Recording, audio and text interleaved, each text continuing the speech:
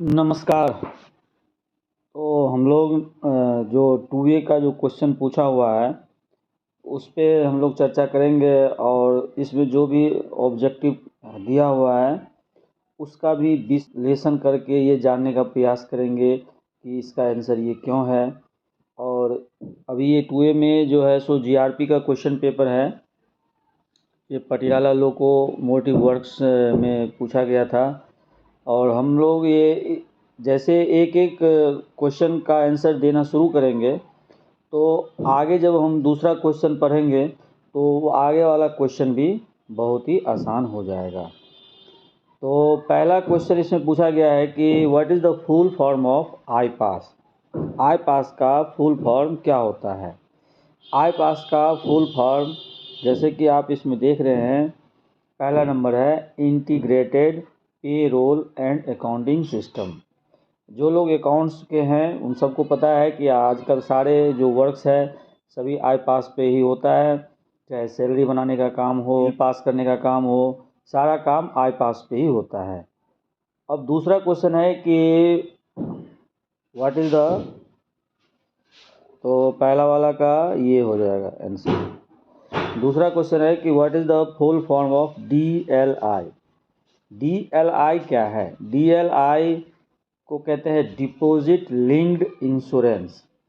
तो आप लोग चाहे तो इससे रिलेटेड दो चार और क्वेश्चन नोट कर सकते हैं। ये DLI जो है जिसको डिपॉजिट लिंक्ड इंश्योरेंस कहा जाता है, यानी इसका जो ऑप्शन नंबर ए सही है। और डिपॉजिट लिंक्ड इंश्योरेंस में जो मैक्सिमम अमाउंट पेड किया जाता है वो 60,000 है। तो एक क्वेश्चन ये बन जाएगा कि मैक्सिमम अमाउंट जो है सो 60,000 पेड किया जाता है। और दूसरा क्या है कि इसमें इस जो इंट्रोड्यूस हुआ था, तो जो दूसरा इसका ऑप्शन बन जाएगा कि यह जो इंट्रोड्यूस हुआ था वह हुआ था 1975 को, 1975 को। एग्जैक्ट डेट है 8/1/1975। और जो तीसरा सबसे इम्पोर्टेंट क्वेश्चन है कि आपको ऐसे भी पूछ सकता है कि डिपॉजिट लिंक्ड इंश्योरेंस जो है किन लोगों के लिए एप्लीकेबल है। तो जैसे कि अभी दो लाए है, एक पेंशन और एक NPS। तो जो SRPF जिसके पर एप्लीकेबल है, जो PF सब्सक्राइबर है उसके लिए यह जो है सो स्कीम एप्लीकेबल है। तो आप लोग ने डिपॉजिट लिंक्ड इंश्योरेंस से 3-4 पॉइंट्स आप लोग को समझ में आया होगा। पहला पेड किया जाता है और इस इंश्योरेंस के लिए कोई प्रीमियम नहीं लिया जाता है एम्प्लॉय से।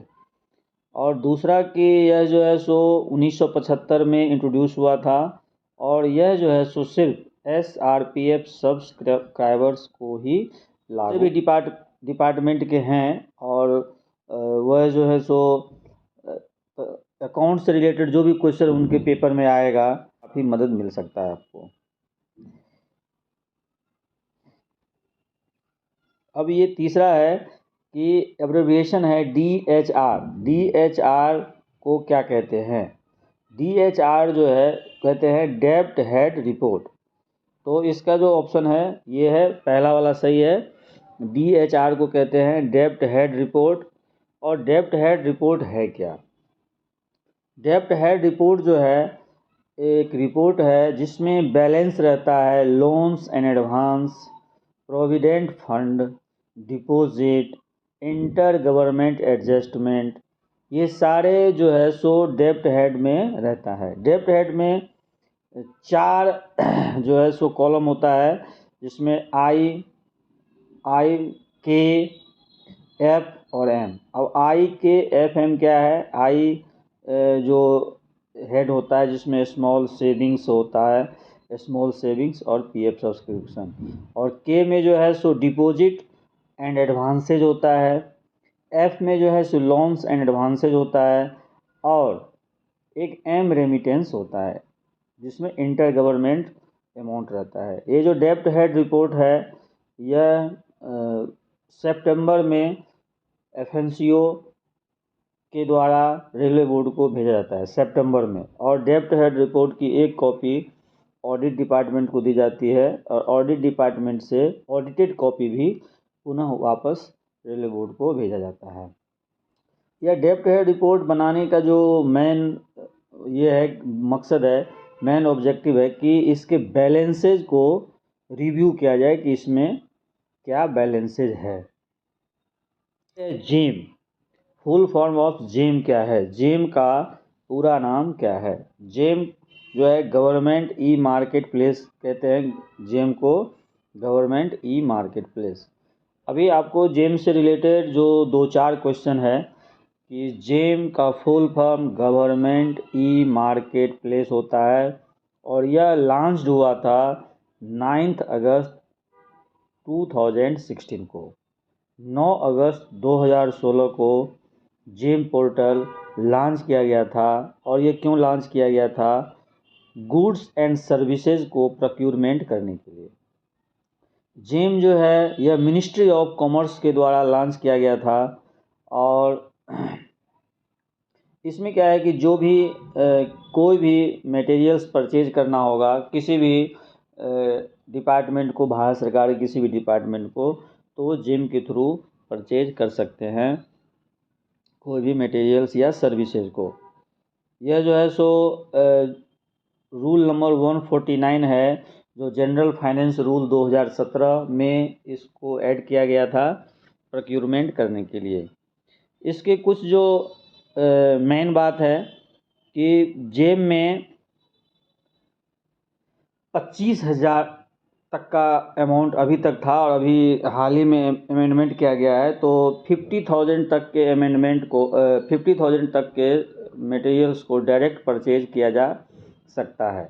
डायरेक्ट परचेज 50,000 तक के मटेरियल्स को किन्हीं को अगर लेना हो, कोई भी डिपार्टमेंट को, रेलवे के किसी भी विभाग को कुछ लेना है तो 50,000 तक के अमाउंट वो ले सकते, डायरेक्ट परचेज के द्वारा ले सकते हैं। और 50,000 से लेके 10 लाख तक के लिए जो परचेज किया जाएगा उसमें L1 लगाना पड़ेगा, मतलब कम से कम 3 कॉन्ट्रैक्टर को शामिल करके, और जो भी L1 होगा, लोएस्ट बीडर होगा, तो उससे लिया जाएगा 10 लाख तक। और 10 लाख से एबव होगा तो इसके लिए बिड या रिवर्स ऑक्शन निकाला जाएगा। बिड या रिवर्स ऑक्शन यानी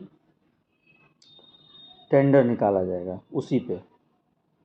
तो इस तरह जो है सो जेम जो है सो ये नया सिस्टम है जिसमें परचेज करने का एक सिस्टम शुरू किया गया है।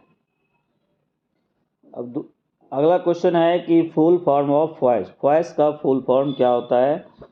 तो फ्रेट और ऑपरेशन इंफॉर्मेशन सिस्टम, इसका सी नंबर लगा हुआ है तो सी नंबर होगा, freight operation information system. 6 number में है कि the term SOH in works of accounts means. SOH का यहाँ पर जो आंसर होगा वो स्टोर्स ओवरहेड ही होगा। SOH का स्टोर ओवरहेड होता है। यहाँ पर जो एक शॉप ओवरहेड है, शॉप ओवरहेड भी होता है वर्कशॉप में, शॉप ऑन कॉस्ट होता है। ओवरहेड मतलब जो ऐसा इनडायरेक्ट एक्सपेंसेस है, कोई भी मटेरियल को मैन्युफैक्चर करने में, रिपेयरिंग करने में जो भी एक्सपेंडिचर होता है तो वह ओवरहेड होता है। लेकिन यहाँ पर SOH का स्टोर्स ओवरहेड होगा। 7वां नंबर है कि AAC का क्या मतलब है? AAC से क्या अभिप्राय है? AAC का मतलब होता है एवरेज एनुअल कंजम्पशन, मतलब पूरे एक साल के दौरान कितना मटेरियल्स जो है सो कंजम्स किया गया रेलवे के द्वारा, तो यह जो एक निकालने का सिस्टम है वो एवरेज AAC कहा जाता है। 8वां नंबर है WGR को कहते हैं वर्कशॉप जनरल रजिस्टर। यह जो है वर्कशॉप में होता है, वर्कशॉप जनरल रजिस्टर। और वर्कशॉप जनरल रजिस्टर में क्या क्या हो सकता है कि the labour and material and other charges for the month relating to each work order should be transfer to workshop general register.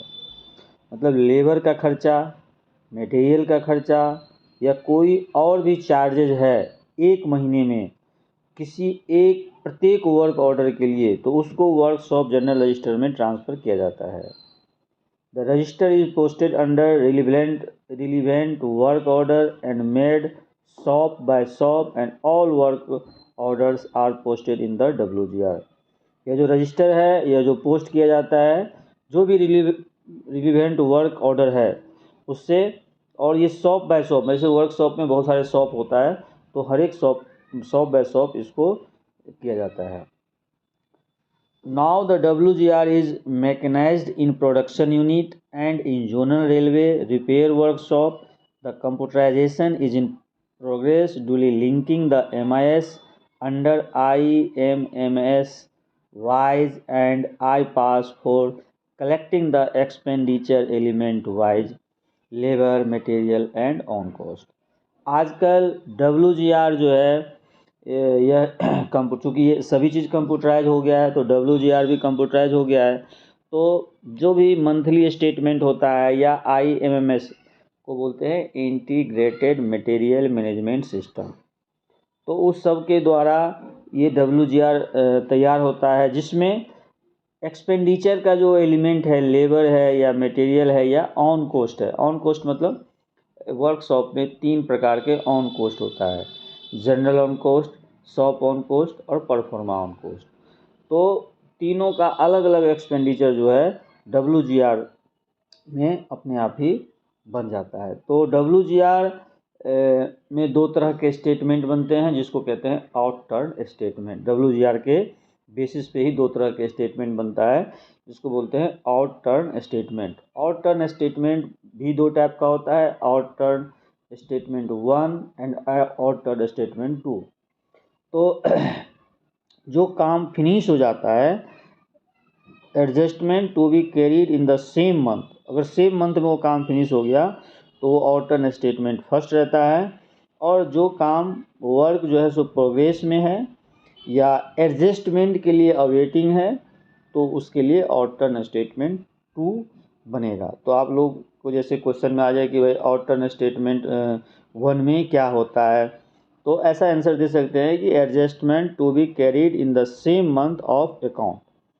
अगर सेम मंथ में ही एडजस्टमेंट हो गया तो आउट टर्न स्टेटमेंट 1 होगा, और कोई भी स्टेटमेंट जो सेम मंथ में नहीं हुआ, वह या तो काम चल ही रहा है और या एडजस्टमेंट के लिए बाकी है, तो वो आउट टर्न स्टेटमेंट 2 में बनेगा। तो इस तरह जो है WGR का निर्माण होता है।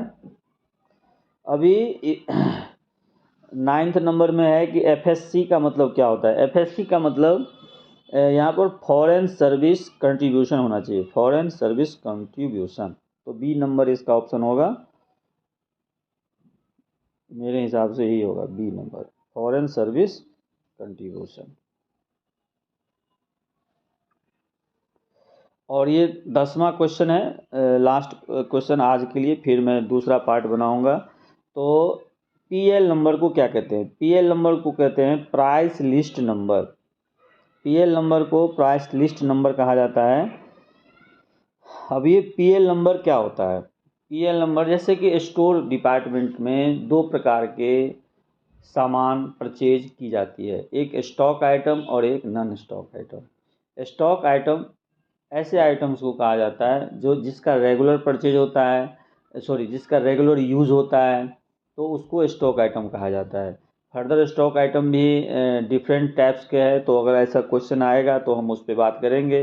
जैसे ऑर्डिनरी स्टोर है, सरप्लस स्टोर है, इम्प्रेस्ड स्टोर है, इमरजेंसी स्टोर है, इस तरह है, तो उसको अलग डिस्कस करेंगे जब क्वेश्चन आएगा तो। और दूसरा है non stock item. Non stock item कि जिसका यूज़ जब कभी कभार होता है और जब भी यूज़ होगा तो उसको परचेज कर लिया जाएगा, तो उसको कहा जाता है नॉन स्टॉक आइटम। तो जो PL नंबर है वह स्टॉक आइटम के लिए ही बनता है। PL नंबर सिर्फ स्टॉक आइटम के लिए बनता है। और इसका क्या उद्देश्य है PL नंबर किसी भी आइटम्स को देने का, ताकि शुरू के जो 2 डिजिट होता है वह मेन ग्रुप को दर्शाता है। स्टोर में जितने भी मटेरियल्स है उसको जो है सो ग्रुप वाइज बांटा गया है, जैसे मेन ग्रुप, सब ग्रुप। मेन ग्रुप जैसे एग्जांपल के लिए कि 0 से 9, तो जो स्टीम इंजन है, तो स्टीम इंजन में जितने भी मटेरियल्स लगा होगा सभी का कंपोनेंट का 19, तो ये मेन ग्रुप कहा जाता है। तो 10 से 90 जैसे डीजल का है, इलेक्ट्रिक इंजन का है, इसी तरह मिसलेनियस आइटम्स है, तो सभी का ना एक ग्रुप बनाया गया है। तो इसमें शुरू के जो 2 डिजिट होता है वो मेन ग्रुप कहलाता है, और फिर बीच के जो 2 डिजिट होता है वो सब ग्रुप कहलाता है।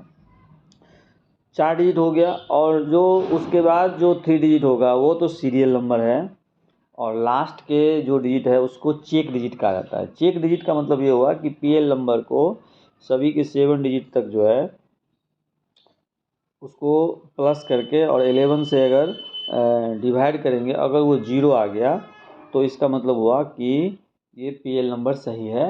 तो पीएल नंबर को चेक करने का ये एक तरीका है जिसको मॉड्यूल 11 कहा गया है। तो ये हो गया पीएल नंबर। ठीक है, आगे क्वेश्चन में